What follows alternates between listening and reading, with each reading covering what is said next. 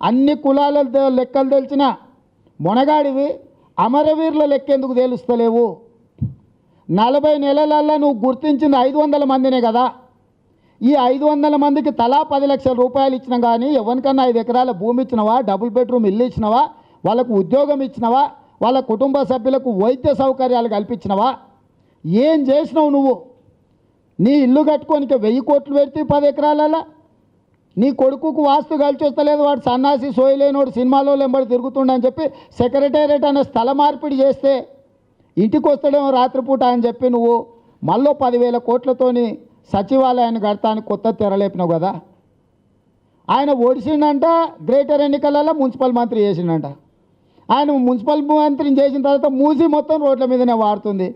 ఆ వాసన నీకు వస్తలేదా? నీ కొడుకంటే దేశాల పూర్తి గోవాలు గీవాలు ఎక్కడెక్కడ తిరుగుతుండగా నీకు వస్తలేదు వాసన? ఏడైనా వానలు వస్తే నీళ్ళు వస్తాయని అబ్బా ఏం కనిపెట్టిండా వాస్కోడిగామ వానలు వస్తే నీళ్ళు వస్తాయని. అమెరికాలు రాలేదా, బొంబాయిలు రాలేదా అని. మళ్ళీ ఆంధ్రోళ్ళు చేసిపోయారట. మరి ఆ రోజు కూడా గదే కదా. ఆంధ్రోళ్ళు ఉన్నప్పుడు కూడా వాన వస్తే నీళ్ళు వస్తాయి. ఇవాళ కూడా నువ్వు వాన వస్తే నీళ్ళు వచ్చినాయి. ఇంకా నువ్వేం పెద్ద పొడుసుడు గాడి. హైటెక్ సిటీ కట్టిరు కానీ ముందర మోరు వేయడం మర్చిపోయినా అంటాడు మా మీద. మరి 40 నెలలు అయింది నువ్వు మోరు కూడా కట్టలేను అని నువ్వెందుకు ముఖ్యమంత్రిని? ఏమని ఎవడైనా గంతే కదా. నువ్వెందుకు? తాగి నడిపితే జైలుకి అంటూ, బండి నడిపితేనే జైలుకి తోలితే, తాగి రాష్ట్రాన్ని నడిపితే నిన్నెట్టుకు తోలాలి చెప్పు? అండమాన్ నికోబార్లో తీసుకొని పోయి సీకట్ జైలు వేయాలనా లేదా సీకట్ కుటుంబంలో నేను? అంటే ఈరోజు ఈ రాష్ట్ర ముఖ్యమంత్రి నిన్న మాట్లాడింది బరి తెగింపుకు పరాకాష్ట. బరి తెగించినోడంట బట్టలు వేసుకోకుండా బజార్లో తిరిగిండంట. ఎవడైనా ఒరే బట్టలు వేసుకోరా అంటే నీకు ఇష్టం లేకపోతే చూడకన్నాడంట. ఇప్పుడు కేసీఆర్ కథ కూడా గట్లనే ఉంది. మీకు ఇష్టం లేకపోతే పోరి, నేను గిట్టనే చేస్తా, బరి తెగించినట్టు చేస్తా, బర్బత్తలు తిరుగుతా, బజార్లో తిరుగుతా, మీకేం పని అని. సమాజంలో బుద్ధజీవులు చెప్తారా మంచేందో చెడేందో? పిల్లగాడు చిన్నగా ఉన్నప్పుడు నిక్కర్ వేసుకో అంటారు, పెద్దగా నాకు పాయింట్ వేసుకో అంటారు, పెళ్ళి అయితే సూట్ వేసుకో అంటారు. చెప్తారు మంచిదని. మంచి నచ్చితే పాటించు, లేకపోతే నీ కర్మకు నువ్వు పోతావు. ఎక్కువ తాగొద్దురా, తాగితే మంచిది కాదని చెప్తారు. లివరో కిడ్నీ పాడవుతుందని చెప్తారు. డాక్టర్లు కూడా చెప్తారు. నీకు చెప్తలేరా? నువ్వు మానేవా? ఎవడైనా అంతే. నీకు చెప్తున్నాడు కోదని రాము, గిది మంచి గిది చెడ్డ, నీకు నచ్చితే పాటించు, లేకపోతే వదిలేయి. అంతేగాని వాడు వీడు అని తిట్టాల్సినంత అవసరం ఉందా? ఏం చేసిండు ఆయన? ఆయన సిపాయి అని అంటాడు, ఆయన సర్పంచ్ అయిందా అంటాడు. నువ్వే ఎర్రవల్లికి సర్పంచ్ లాగా వార్డు మెంబర్ లాగా పనిచేస్తున్నావు.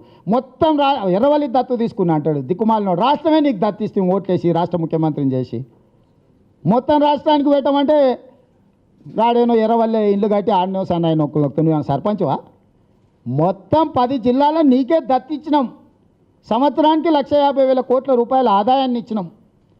నువ్వు మొత్తం అంతా ఏలుగబెట్టరా అంటే సర్పంచ్ కింద ఊర్లో పోయి ఎర్రవల్లిలో ఇల్లు ఎట్లయితున్నాయి, ఇది ఎట్లయితుంది, అది ఎట్లయితుందని. అసలు ఏమన్నా బుద్ధి నోటు చేసే పనేనా ఇది? 5 ఏళ్ళ కోసం నేను ఎన్నికైనా నన్ను ఎవడేం అడగొద్దు అంటాడు. నాకు మెజార్టీ ఇచ్చారు ప్రజలు, ఎన్నికై వచ్చినావు అంటాడు. నరేంద్ర మోడీకి మెజార్టీ ఇచ్చింది నరేంద్ర మోడీని ఎన్నుకోలేదా? నువ్వేంటికి అడుగుతున్నావు నరేంద్ర మోడీని? జిఎస్టీలు అది లేదు, దీంట్లో ఇది లేదు. మరి నరేంద్ర మోడీ కూడా ప్రజల చేత ఎన్నుకున్నాడే కదా. రాజ్యాంగ స్ఫూర్తే పాలకపక్షం అంటే పరిపాలన నిర్ణయాలు తీసుకోవాలి, విధానపరమైన నిర్ణయాలు తీసుకోవాలి.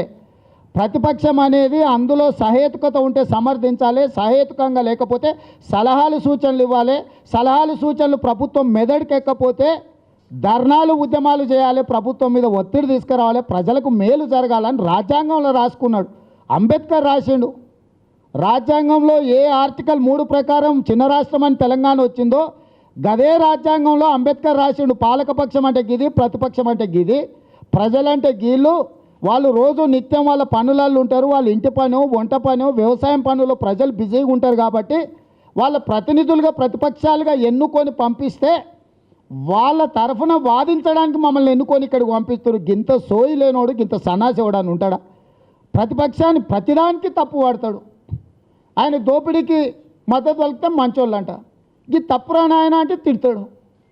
ఇక ప్రతిపక్షం ఎందుకు? నువ్వు ఆ 10 ఏళ్ళు కాంగ్రెస్ పార్టీ గెలిచే మరి అధికారంలో ఉంది కదా. ఆ రోజు నువ్వెందుకు ఉద్యమాలు చేసినావు సంకనాకడానికి? నువ్వెందుకు అసెంబ్లీ స్తంభింపజేసినావు? 294 మందిలో మీరు 10 మంది. ఆ 10 మంది అసెంబ్లీని ఎన్ని రోజులు ఆపి రాపలేదా? మేము సహకరించలేదా? మరి ప్రతిపక్షంలో ఉన్నాడు ఇంకేం చేయకూడదు అంటే నువ్వు ఆ 10 ఏళ్ళు ఎందుకు చేసినావు? గది పనులు ఉన్నావు ఇంట్లోనే వండుకొని నీలాకనే మిగతా వాళ్ళని కూడా.